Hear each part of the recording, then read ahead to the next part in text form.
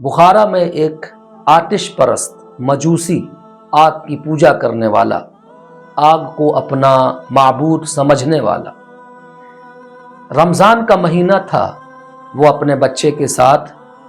مسلمانوں کے بازار سے گزرا۔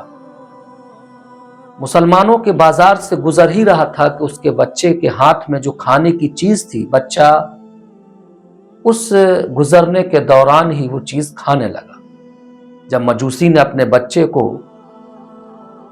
کچھ کھاتے ہوئے اور سرعام کھاتے ہوئے دیکھا تو اس نے ایک تماچا اپنے بچے کے گال پر مارا اور جھڑکتے ہوئے کہا، تجھے معلوم نہیں کہ مسلمانوں کے مقدس مہینہ رمضان چل رہا ہے اور رمضان میں کھلے عام کھاتے اور پیتے نہیں ہیں۔ بچے نے اپنے والد سے کہا کہ کھانا پینا تو آپ بھی کرتے ہیں، رمضان میں آپ بھی کھاتے ہیں، آپ مجھے منع کرتے ہیں۔ نحمدہ ونصلی علی رسولہ الکریم۔ ناظرین کرام، جس وقت آپ تک یہ ویڈیو پہنچ رہا ہوگا، رمضان المبارک کا مقدس مہینہ ہمارے اور آپ کے درمیان رونق افروز ہو چکا ہوگا۔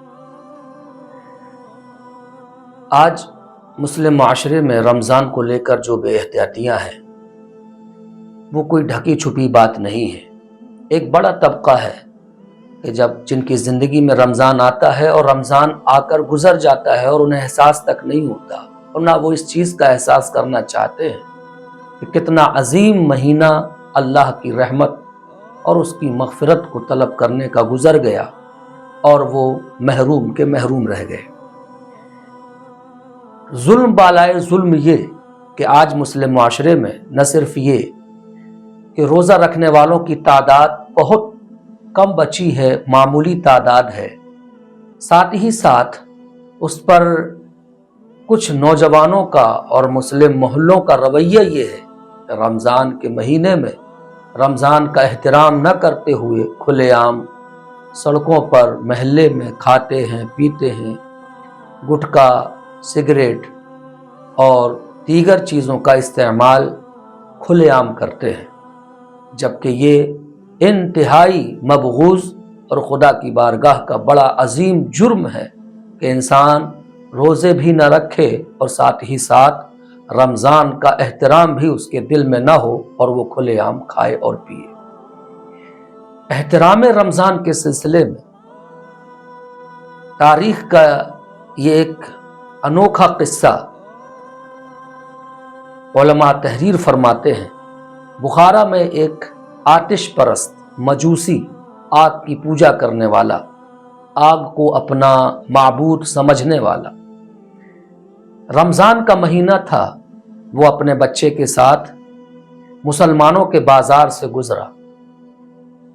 مسلمانوں کے بازار سے گزر ہی رہا تھا کہ اس کے بچے کے ہاتھ میں جو کھانے کی چیز تھی، بچہ اس گزرنے کے دوران ہی وہ چیز کھانے لگا۔ جب مجوسی نے اپنے بچے کو کچھ کھاتے ہوئے اور سرعام کھاتے ہوئے دیکھا تو اس نے ایک تماچا اپنے بچے کے گال پر مارا اور جھڑکتے ہوئے کہا، تجھے معلوم نہیں کہ مسلمانوں کے مقدس مہینہ رمضان چل رہا ہے اور رمضان میں کھلے عام کھاتے اور پیتے نہیں ہیں۔ بچے نے اپنے والد سے کہا کہ کھانا پینا تو آپ بھی کرتے ہیں،